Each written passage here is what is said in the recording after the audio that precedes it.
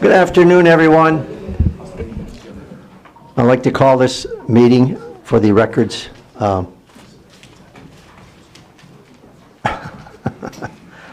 First item on the agenda is the Pledge of the Allegiance. If you would please rise. I pledge allegiance to the flag of the United States of America and to the republic for which it stands, one nation, under God, indivisible, with liberty and justice for all. Thank you. Item 3 is the adoption of the agenda. I need a motion to adopt, please. So moved by Nard. Support Wallace. It's been moved by Commissioner Nard, supported by Commissioner Wallace. Please vote. Nard votes yes.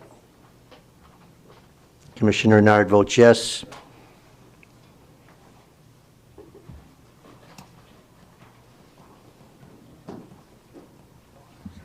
Motion passes 11-0. Thank you. Item 4 is the approval of the minutes dated December the 9th, 2021. I need a motion to approve. So move, Hall. Support Zinner. It's been moved by Commissioner Hall, supported by Commissioner Zinner. Any additions or corrections? Seeing and hearing none, please vote. Nard votes yes. Nard votes yes.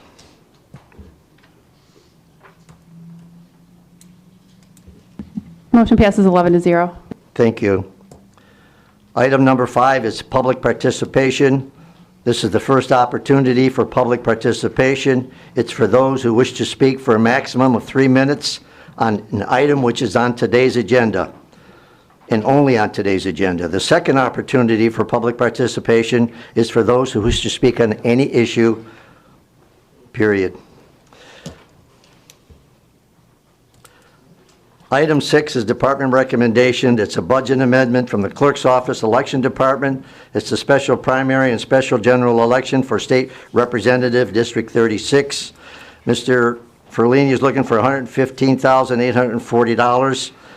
I need a motion to recommend this to full board. Support. Support Wallace. I've heard a recommendation. Yeah, recommendation. Commissioner, thank you. Commissioner Farrington's made the supported by Commissioner Wallace. All right. Clerk Ferlini, you're up. Thank you, Commissioners. Thank you, Chairman. This is fairly straightforward. This is all the result of a certain senator that decided to run for prosecutor and won. And then his seat was filled by Representative Wozniak, who's now Senator Wozniak, which caused another opening. And now here we are. We have the District 36 seat that needs to, the governor called an election for March and May, and we're here to get funding for those 2 elections. Thank you, Clerk. I think we're going to have some questions here. I see Commissioner Song. Thank you, Chair. Hi, Anthony. How are you? Hi. I was wondering if the 115, is that pretty standard for a special election? Well, I can't tell you what standard is, but Mike can. Okay. Average. Would that be the average? It's pretty standard, yes. The budget that we worked out, we tried to look at, just like we do for our regular budget, what we're going to need for those particular items. It's the same that we generally spend for any election, for ballot printing, for ballot folding, canvassing, poll books, precinct kit, all that type of stuff. But it's less than a normal election because it's not a full countywide election. So it's, yeah, well, general is hard to say, but it is an appropriate amount for this election. And one thing I do want to point out, as with our budget amendment from 2021, any allocated funds that go pardon me, any allocated funds that go unexpended will get returned to the general fund. Okay, that was my next question regarding any funding that wouldn't be spent, because on this, and I appreciate this breakdown of the document and all the expenses, so thank you so much for that. I do see here a $30,000 allocated for a potential recount. So if that recount doesn't happen, or if it does, doesn't the candidate pay for a portion of that, or am I mistaken?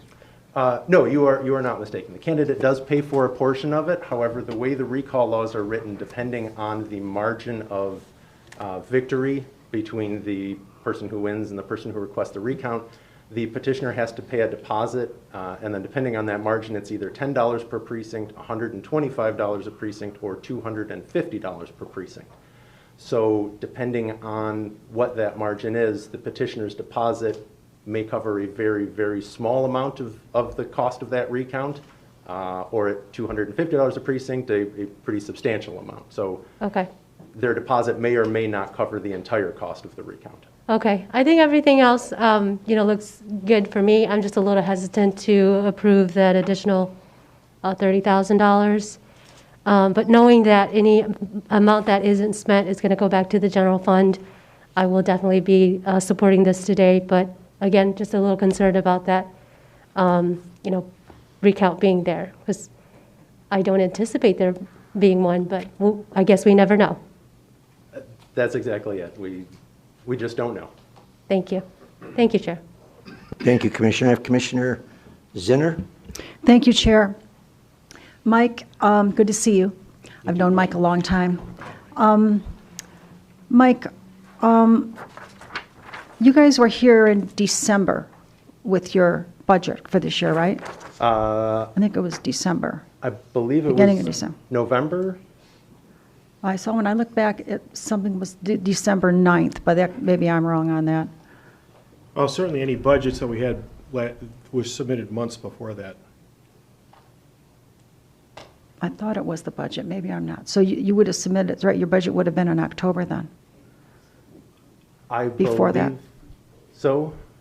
I'm not as involved in the bigger budget part. Right, but, it would yeah, I have been, it believe- would have been before December, you're right. I believe So you so. couldn't have known for sure if that was, my question was, did you know would you have known in November that the special election would have been set for this year? So why wasn't it on? But you're right, if it was November, it would have been after your budget. True. So- Also, for what it's worth, the special election to fill the state Senate seat was held in November, and the governor did not call the special election until mid or late December, if I remember correctly. All right. All right. Thank you very much. Thank you, Commissioner. Commissioner Kraft. Thank you, Mr. Chair. Mr. Clerk, Mike, thanks for being here. A quick question about timeline, because the election is March 1st. I'm worried about the absentee ballots. I'm guessing those have gone out and they've been out. And the timing of the funding approval, I mean, it wouldn't get to full board approval for another 2 weeks, which is about a week or so away from the election. I'm just concerned about the timing. I'm just making sure that the absentees did go out. We did have enough money to do that then, and this is for moving forward. I'm just trying to get some clarity. Sure. So to answer your first question, yes, the absentee ballots already did go out. We have money in our account that the board approved for our regular budget. We are using that money to cover the cost of this election because, quite frankly, we don't have a choice. So really, the money that we're seeking is to reimburse our budget to make us whole going forward. So this plus what you approved last year for our 2022 budget should cover everything that we need. Got it. Thank you both. Thank you, Mr. Chair. You're welcome, Commissioner. I see no other speakers. We have a motion on the floor. Please vote.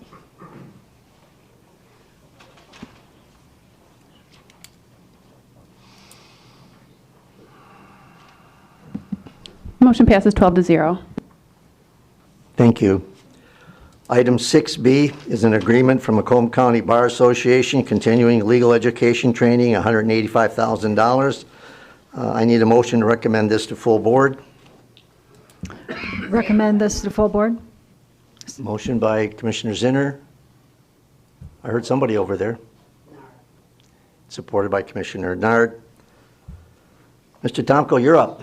Ready. Good afternoon, everyone. Thomas Tomko, Public Defender's Office. This is a contract that'll be a contract that'll come up every year. It is contingent on grant funding. The grant funding money is in place from the previous year unexpended funds, and it'll be approved in the current year, we expect in the next week or so.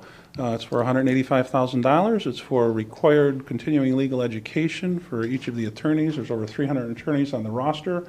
They're required to take 12 CLEs each year. And this is for the Macomb County Bar Association to account for, coordinate, take care of all those things. We pay that one fee, and that covers everyone for the full year. Once again, it's contingent on grant funding. Thank you, Mr. Tomcom. I do have a commissioner who wants to, Commissioner Farrington? Thank you, Chair. Appreciate it. Pretty straightforward here. Sorry, I got one question. It looks like the date starts October 21st of '21. That's correct. The fiscal year is October 1, 21 through September 30th of 22. There have been delays that have been going on in our approval of our grant funding budget. And again, that's going to be coming up, we expect next week to be approved. So we held off on this, waiting for, it was contingent, of course, on the grant funding, but then subsequently they gave us approval to use unexpended funds to pay for this contract. So right now it's approved to be paid under grant funding that we have over $2 million in unexpended funds, so it's already covered. I guess my question is more the timing and the process. You have to do it, correct, to continue Yes. education. So shouldn't this be going in the budget that we approved back November? And so for the next October, shouldn't it be going in the budget that you're going to be creating technically right now, but at worst case scenario, at least November? This number was in the budget that we submitted and was approved for our office. Okay. So it's already included. Thank you very much. Thank you, Chair. You're welcome, Commissioner. I see no other speakers. We have a motion and support to move this to full board. Please vote.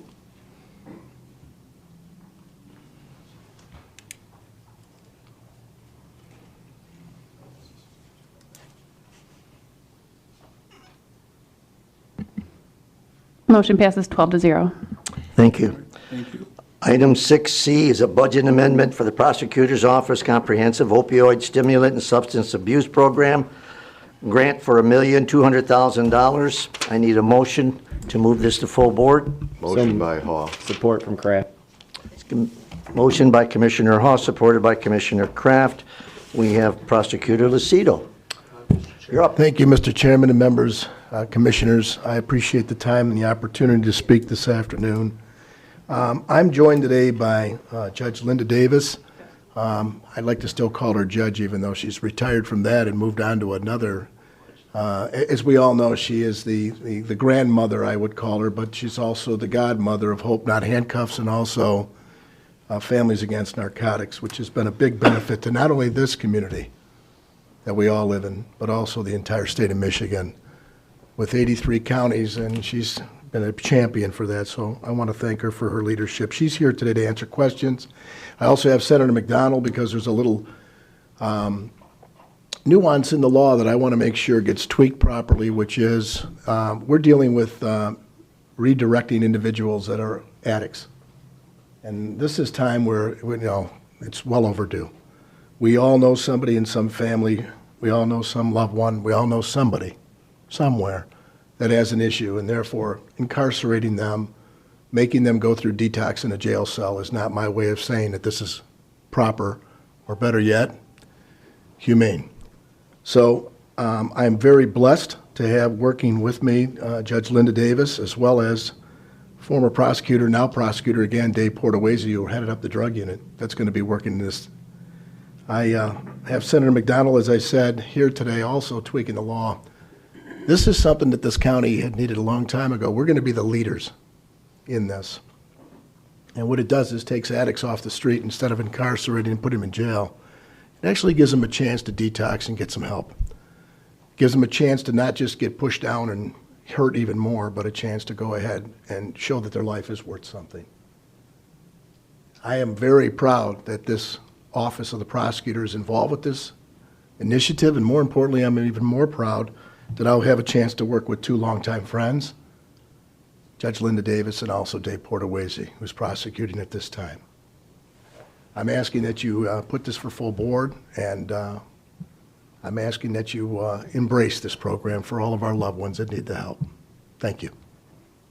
Thank you, good Prosecutor. I have a speaker here, Commissioner Kraft. Thank you, Mr. Chair. Mr. Prosecutor, Judge Davis, thank you for being here today. This program is fantastic. Peer recovery is huge, and we talk about it in community mental health all the time, and the impact that peer recovery has on folks is just phenomenal. You can't even gauge the impact. My question for you is, so how did we land on Hope Not Handcuffs and FAN? I know there's other groups out there like CARE and things like that. I was one of the original. Judge founders Davis, of would you speak in Families the Against microphone, Narcotics. please? Okay, Thank you. I'm sorry. That's I all was right. one of the original founders of Families Against Narcotics.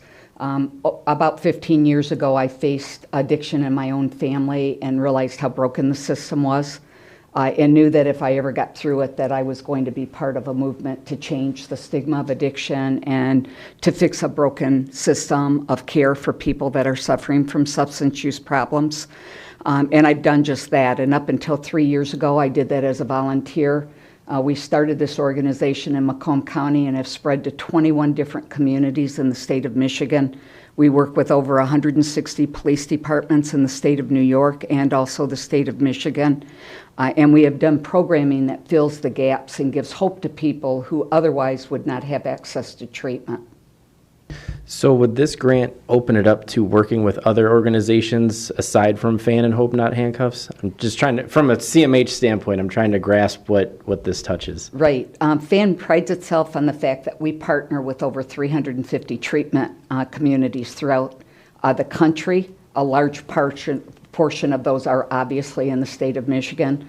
We also partner with police departments, independent treatment facilities. We partner with a lot of medically assisted treatment programs throughout the state, and we will build those partnerships. One of the things that we've done through our quick response team program, where we go out after an overdose and we actually make a house call to the individual that has overdosed within 72 hours.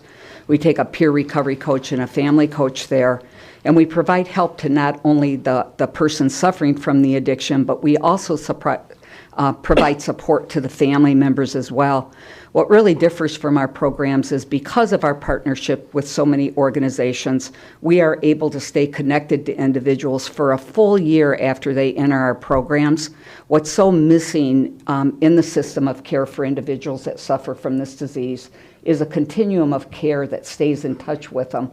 We know it takes a year for their brain to start healing, and yet we do these one and done programs. So we have really devised a system of care where we follow up with them for up to a year, and they know that they have a support system that is going to be there if they start to teeter and fall, and we get them right back on track again. Thank you. I'm incredibly excited for this. I saw this come across, and I just couldn't be happier. And like the prosecutor said, this is a long time coming. So thank you both. Thank you, Mr. Chair. Very welcome. Thank you, We Commissioner. did provide a packet of information. We thought this was a small committee and that we were only going to have 6 people here. That's what I was told by, not Pete, by somebody else. So we will drop some off to the commission office for those of you that did not get it. I think it's really important that commissioners know what's going on in their community and the services that are available. So I really thank you for listening to me and being a part of Don't this. leave, Judge. We've got a few commissioners, got some questions here, Okay. if I may. Commissioner Song? Thank you, Chair. Thank you, Judge Davis, the prosecutor. I want to echo Commissioner Kraft. I think this program is excellent and so impressive that it's $1.2 million. So my question would be, how many individuals do you think that this particular program could serve? Because 1.2 million seems like a lot, but there are so many people and families who need this type of support. So how are you guys working to stretch out these dollars so that they do make a huge impact? Right. When we wrote the grant, we targeted it. We are going to be eventually, it's a 3-year program, so obviously we will be growing each year, but our target population is 500. That might not seem like a lot to you, but when you stop to think that only 10% of the people suffering from addiction ever access treatment, this will be part of that 90% that never has access. And then we have other avenues to get into treatment through our Hope Not Handcuffed program, our Quick Response Team program. So this is just one of the cogs in that, where we tried to identify a group of people that there was a gap that we were missing, and also a way of saving a lot of police time and expenses of incarcerating people that we know that the jail, whether they stay there 3 days, 30 days, 3 years, or 30 years, within 72 hours of release, they will relapse again without treatment. So we're just trying to be proactive and make sure that we are not wasting taxpayers' dollars by incarcerating people. Thank you for all that you're doing. Thank you, Chair. Thank you, Commissioner. I have Commissioner Hall. Thank you, Chair. Judge, to you and Prosecutor Lucido, thank you.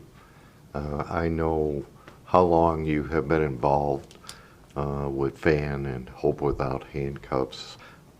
Gone to a couple of your graduation ceremonies and seen what the end product was. And to your credit, your perseverance in doing this is above and beyond the call of duty. I know we had a conversation earlier last year about funding and how if you hadn't received additional funding, these operations could have been shut down. So it's just a great pride that I see that you were able to get that. We talked about United Way funding, and I was just so pleased to hear that some of that has even come through for both the organizations. So again, thank you both for everything you've done. Thank you. Thank you, Commissioner. Chair Don Brown. Thank you. Thank you for coming. Good to see you both up here today. And fans' work is needed more now than ever, especially on top of the opioid addiction crisis that we are the center of the whole country. Just the devastation that's wrought across families and the ripple effect it has is without saying. So I'm glad you have it. I'm looking forward to working with you. My question is there a budget for how you're going to spend the $1.2 million? There is. We're sub-recipients. Pete's office, actually, I went to Pete when we saw this grant and explained what we wanted to do. And I will tell you, I was very pleased at his openness in discussing it and making sure that we had an opportunity. You had to have a government agency that would apply for it. They were not allowing 501c3s, but they could partner with an agency like ours. So I met with Pete and the finance people for the county. We worked out a way where we're sub-recipients of this grant. The biggest bulk of the money will be used for treatment protocols for individuals, peer recovery coaching, family recovery coaching. We will have a social worker that heads the program at our office. And then Pete has a prosecutor because obviously he's the final decision on whether somebody comes into the program or not. So we will make recommendations on people, and then he will have the final say in that. Would that be like putting them in addiction rehab centers and so forth? Right. If I may, Mr. Chairman. Prosecutor. We found that individuals that have a needle in their arm on the street, and we both have the same philosophy. Thank God we do. They shouldn't be going to jail in handcuffs and locked up. They can't even take care of themselves. But the law says what it says, and you have to enforce those laws that are put in the books. Lawmakers go there to make the law. As a prosecutor, I'm supposed to uphold that law, and I will. So that was the tweaking portion of the program, because if they're not manufacturing, distributing, if they're not doing the things that we know are putting it to the children, but they're hurting themselves and their loved ones, we want to get them some help, and the way you do it is pick them up off the street, put them into the treatment immediately. The process of going to jail or getting in there for an arraignment and detoxing and throwing up and not having any loved ones take you out of the jail even burdens the system that we have and currently burdens our own jail, puts others at risk that are behind bars. So over the 35 years that I've been around the criminal justice system, I didn't see any waste of time nor waste of money anymore. This program is at least a hope and not a handcuff for the future. What is the process in terms of, like we've got plans to build a diversion center so on the intake we can assess them at the time and divert them to possibly the programs that you've set up here and others. But until that happens, how's the process work? So Dave Portuese, the prosecutor that has led the drug unit and well-known by most of the law enforcement agency, all 28 in the county, with the help of Judge Davis and her staff, will educate the police officers that when you come across an addict out in the society or somebody that's just using and not distributing, these are the programs where you have social workers that go into homes, that go ahead and protect others that are in there for their own benefit. And they come and do the job like the police. They bring them to the treatment facility, and there was a deal being made at that time with the assistance of the prosecutor that's not only going out to educate law enforcement, but also going forward and saying, you have a choice, and choice is all yours. You can go get yourself cleaned up, and we're going to help you. We're going to be there, your guardian angels, or you can end up going through the system. You take your pick. So this is before they go to before they get to the judge. Got it.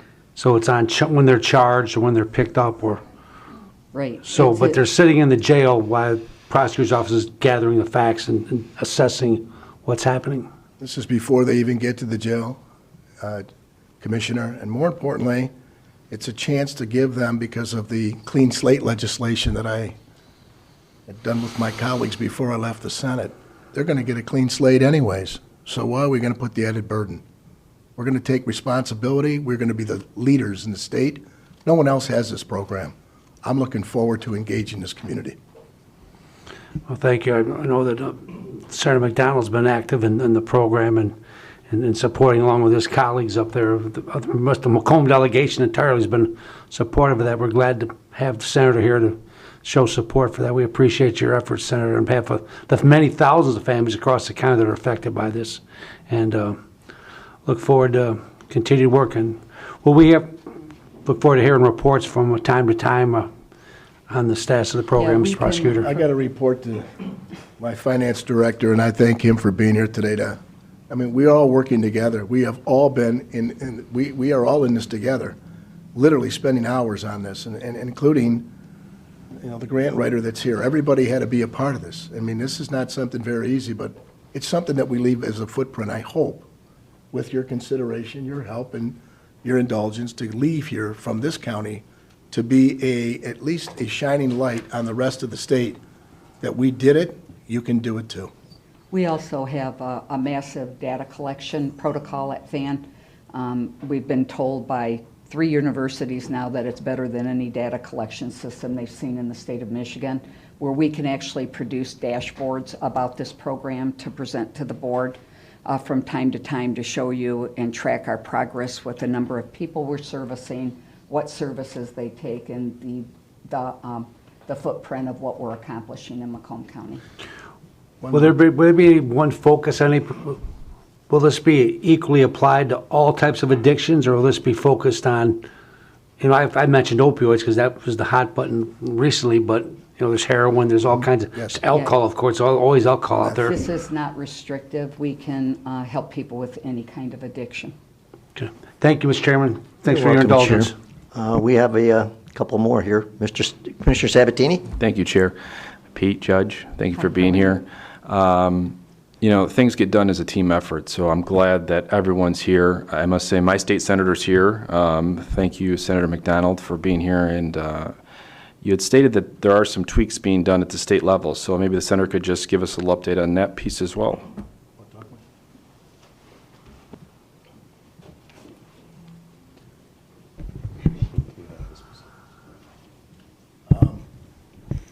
Senator McDonald's office has agreed through the Judiciary Chair to take up the bill as it relates to all of those crimes that deal with opioids, that deal with meth, that deal with heroin, those Schedule 4s, if you will. And for those that don't know that, they used marijuana as a Schedule 1 years ago. It was probably during the Nixon or one of those other eras where the war on Vietnam made it a Schedule 1, but the 4 that's keeping all the people that have these addictions.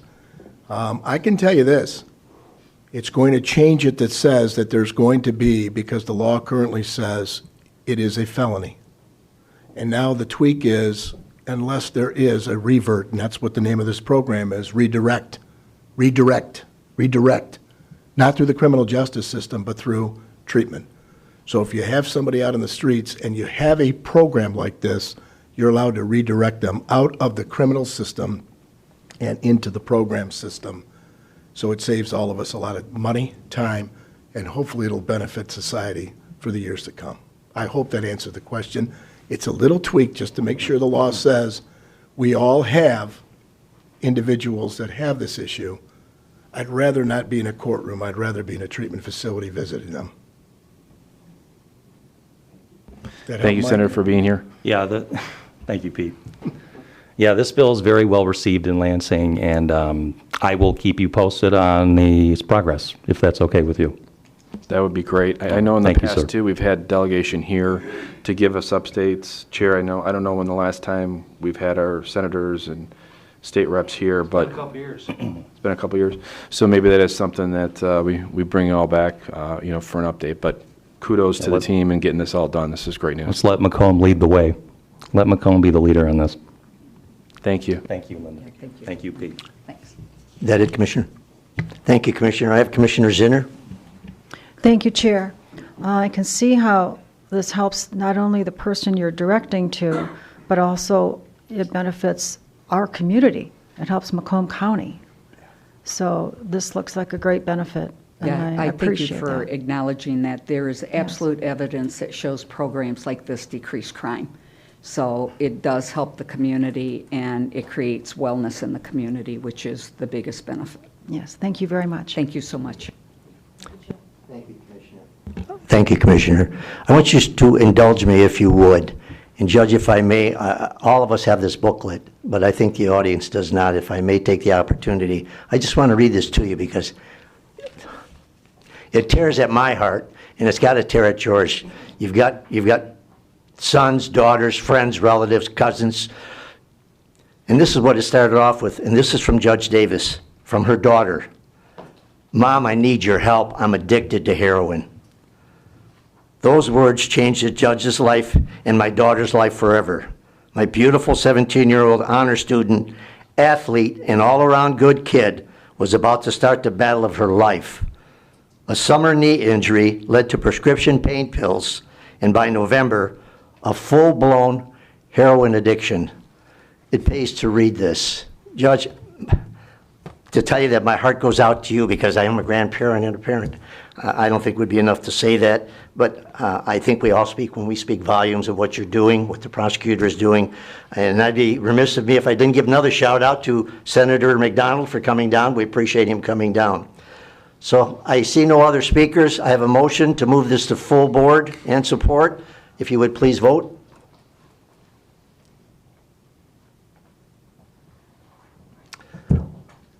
Judge, prosecutor, I see the two of you there, and I see Senator McDonald, and if you would like to have a picture taken for the front of you, I see them taking it from the side and from the angle. Why don't you guys come around for a real quick one here, so we can get the senator and the prosecutor, and no, stay where you're at, stay on the podium. I want them, come on around real quick.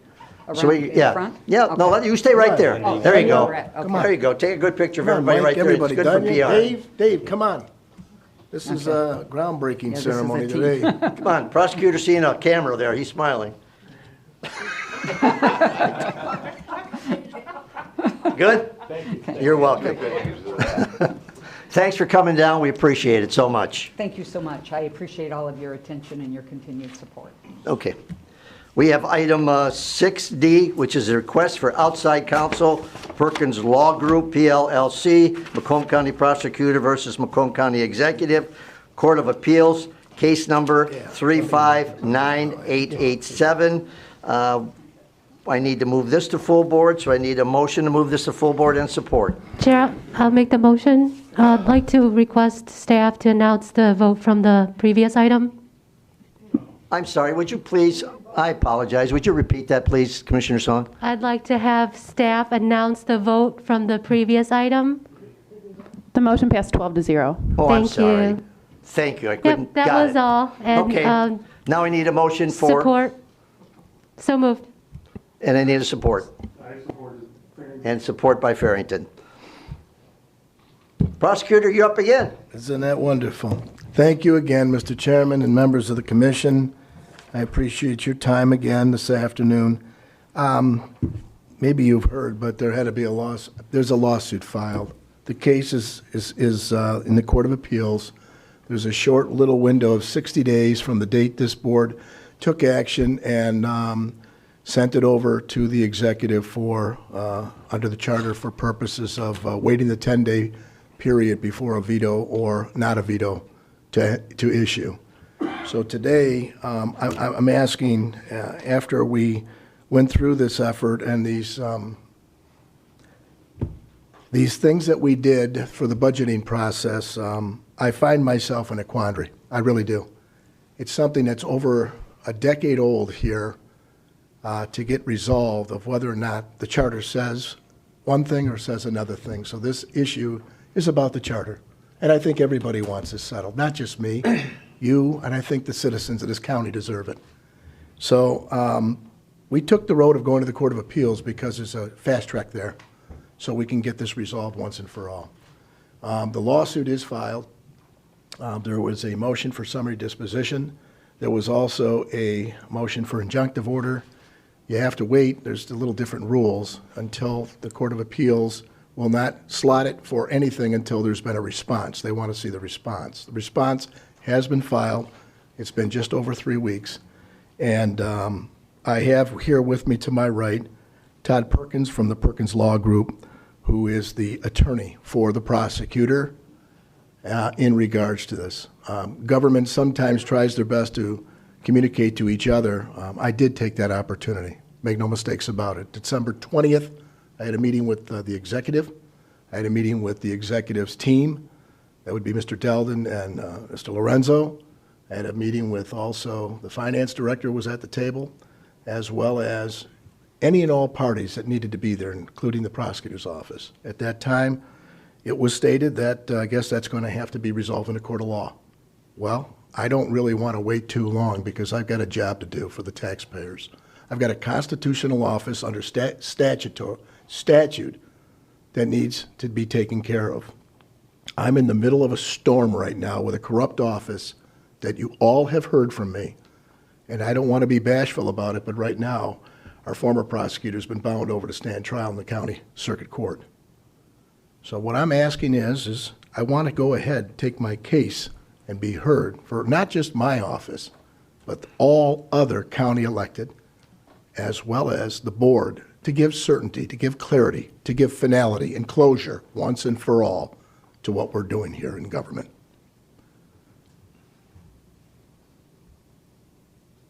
Thank you, Prosecutor. Commissioner Nard? Thank you, Chair. I just wanted to say that to commend the prosecutor and the executive for the way that you all have handled this. You know, no mudslinging, nothing, you know, no political innuendos or anything like that. My big belief is that law and order is of utmost. And making sure that the prosecutor is able to do his job without any restrictions is very important to me, regardless of political party or anything like that. It's just a matter of being safe in this county. To me, is a big thing. So I'm going to go ahead and support this. I don't know what the outcome's going to be, but as you stated, we at least deserve to get it finalized. True. Of who's right, who's wrong, how it's going to be going forward, what the precedent's going to be. So I just wanted, to say that, and I just want to, again, commend you for being a gentleman about the way that you've handled this with no arguments. You both have handled this well, and any other departments can take a note to the way that you all have handled this. It's commendable, and I thank you for it. Thank you. All right. Thank you, Commissioner Nard. Commissioner Kleinfeld? Okay, thank you, Chair. This is for not supplying the funds for the positions that the board funded. Now, as soon as we vote on this, are you of the opinion that he's probably not going to release the funds for this? Because I am of that opinion. I like civility. I really do. I like what's called candor, honesty, and I agree that there is a certain degree of civility that took place. The reality is there's 5 positions that are still not posted. The reality is there's 4 positions, 2 part-time, 2 full-time, that have not been vetoed. And if the process of the charter is to see whether or not what your job is and what my job is and what his job is to come to a decision, and we need the help of the courts to get there, regardless of what he may do or not do with his department, at least I'll know what the court is ordered to do. Okay, it's not going to affect my decision whether or not I believe that he's going to fund this. I'm just recognizing there's one lawsuit taking place, and there's a very high likelihood that this vote will trigger another lawsuit, and I'm not exactly sure if that lawsuit would come out of this body or come from you, and you would be coming to us for more funds. I'm just acknowledging, based on history, that even if we cast this vote, that will then become in question, and there is another lawsuit on the horizon. Doesn't affect my vote. I'm just publicly acknowledging that. I hope and not. wondering who's going to be doing the suing if that takes place. The second thing, so time is of the essence on this, not just getting the funds, but the decision, because we're already into the year. Precisely. So I was curious about the dollar amount. We're doing a retroactive deal, and we don't know how much has already been accumulated. If I may, Mr. Chairman. Go ahead, Mr. That's why Prosecutor. Mr. Perkins is here. If I may have him speak. Yes. We're talking dollars now, Mr. Perkins. Go ahead. Yes, thank you. May it please this honorable body. Again, my name is Todd Russell Perkins. I have been working with Mr. Lucido for quite some time. What we have logged, we have fees of no more than, I would say, $2,000. I didn't add all those things up. We have a filing fee. We have some clerk's fees for typing, because we looked at it from a very austere perspective. And this is something that Mr. Lucido said, look, I have to do this because, time is of the essence. I'm losing the opportunity to have people in these courtrooms. We have different COVID protocols, which requires for more people. So some of the concerns that this body has had and indicated that I've seen from minutes in the past, he espouses himself. So what we have as far as hours, get directly to the point. I have no more than 20 hours right now, which seems like a small amount of hours, but what we did do was we didn't start billing, or I didn't even keep track of the hours over the Christmas holiday that we worked. I would say that we've had hours that will not be seen as on our bill, more than 50 to 60 hours. And that's just myself, and not only an assistant that has been working closely with me in my firm. So from that austere perspective, we have shed a lot of hours just because we think it's an important body of work for all branches of government in this community. Because you look at lawyers who've had opinions, everyone says that it's silent. The charter is silent on this particular issue, and we need the courts to weigh in. Well, and the reason I ask is if we allot $100,000 for an audit, the audit comes in right at $100,000. If we allot $10,000 for an attorney in the past, the amount comes in right at $10,000. If I allot $90,000, I know coming in, you're going to come in right to the penny at $90,000, not $89,900. It's going to be $90,000. And so, because time is of the essence, and this is a shorter case, I'm wondering about, can we allot, say, $50,000 from the start and see how the case goes and see how the billing goes? Because this is not a case that can drag on for 2 years. It seems to me this case would come to a conclusion relatively quickly because of the situation. And a relatively quick case I would not think would cost that much. So that's just something I'm wondering. This isn't a contract coming from the county exec's office, and because it's not a contract coming out of the county exec's office, it's an agreement being brought directly to the board. I think that we do have that latitude should we choose. So I'm just going to let people think about that, and I'm just putting that out there. Thank you. Yeah, may I respond just briefly? Of course you can. Thank you. May it please you. What I would say is that we have worked in municipal. I was a city attorney for Highland Park for 4 years for an election cycle, or for a period of 4 years. We represent Wayne County in a lot of municipal matters. One of the goals that we have in doing municipal work is we call them in our office, sort of a tongue-in-cheek. It's a loss leader. It's something that we get an opportunity to touch the community. We get an opportunity to see people like yourselves who sit in positions where we want our work to be scrutinized. So however you like to approve the budget or approve this contract, we will submit those bills, and I don't think that we will be at a $90,000 rate. You might be right about that. But what Mr. Lucido was concerned about is if this goes to the Supreme Court, beyond the Court of Appeals, there are issues and caveats and carve-outs where you could have a jury trial on some issues if someone wants to take some protracted form of litigation in this matter. So that was sort of the mechanism in which how you come up with a $90,000 goal, the balance. But you are right. Over the years, you do see contractors who do that. We don't do that. Well, first of all, you made a very important statement, which I appreciate, because no matter who wins or loses, this is not going to stop at this level. I hadn't taken that into consideration, so I appreciate that. Yeah. And as you know, while I didn't support the positions themselves, and you and I still have to sit down because I really want to tell you why that is. That doesn't mean I don't support this board and its decision. I do support the board and the decision that they made. Thank you, Chair. You're welcome, Commissioner. So, Mr. Perkins, we have other speakers, but I just want to mention, if this goes to full board, I'd like to have a figure amount, actual dollar amount instead of hours of what we spent so far before it goes to full board. If I may, Prosecutor, let's see, you have to, just so that we'd have a figure. Thank you. Okay. Have Commissioner Song, please. Thank you, Chair. I don't think we really have a choice here, Prosecutor Lucido. With all due respect, I believe you had retained outside counsel prior to coming to the board. And so now you're coming to the board to ask for this dollar amount, and what happens if we don't approve it?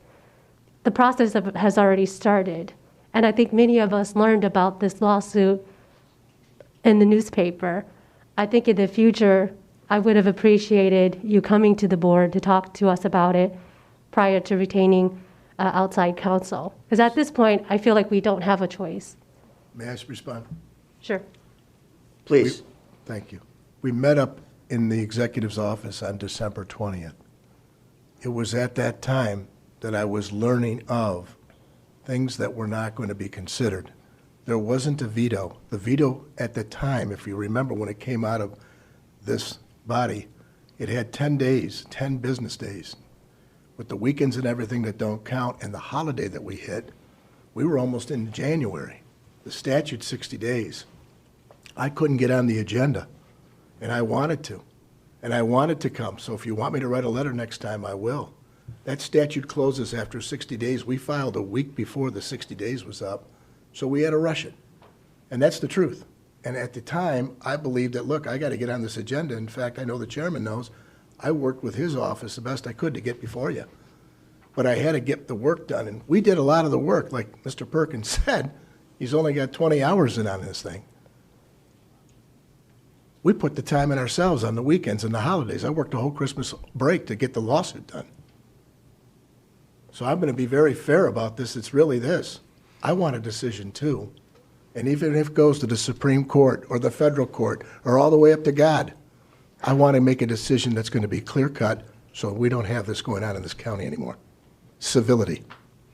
Thank you, Prosecutor. So I think we're in a very difficult position. I don't know if anyone else is going to mention this, but we are going to approve $90,000 in taxpayer dollars in order to proceed with this lawsuit. On the other hand, we did pass the budget that included the 5 positions. And so, I hope you guys can understand my conflicting views on this is, on the one hand, we're spending taxpayer dollars, and then on the other hand, we've already passed this budget that includes those 5 positions. So I'm not really sure on this. I'd be interested to hear what my other fellow commissioners think. Thank you, Chair. You're welcome. I have Commissioner Hall. Thank you, Chair. Commissioner, I understand your conflicting views 100%. We've asked for multiple pages of clarification of what can be done, what can't be done. We received a confidential memo, and I'm sure you saw my comments on the confidential memo. My position at General Motors was interpreting laws. I had a group of 23 engineers that did that. This issue to me, is about as clear as mud right now of who can do what, who can pay for what. But I wanted to, Mr. Perkins had talked about approving and not approving. What we're doing today is approving to move it to full board. That's not a yes or no vote on the end result of the request by the prosecutor. So I just wanted to make that perfectly clear. Our chairman tried to say that almost. So I wanted to make that clear to all the participants, especially those in the audience, and that'll hear from our reporter over there, I'm sure, of what's transpiring. This is a motion to move it to full board, not a concurrence or a disagreement. Thank you, Chair. Thank you, Commissioner Hall. I couldn't have said it any better. So all we're doing now is moving it to full board. I have Commissioner Matuzak. Thank you, Mr. Chair. Hi, Prosecutor. I share the conflict, without a doubt. I actually was not somebody who voted for all your 5 positions. No, you weren't. I was picking and choosing, but this board did pass that budget. We expect the executive to fill those positions. I don't think we have a lot of choice except to proceed as best we can. Thank you. Thank you, Mr. Chair. Thank you, Commissioner. I see no other, nope, I see no other speakers. And Commissioner Jett, I have no hot date tonight, so I think we have a motion to move this to full board. If you would please vote.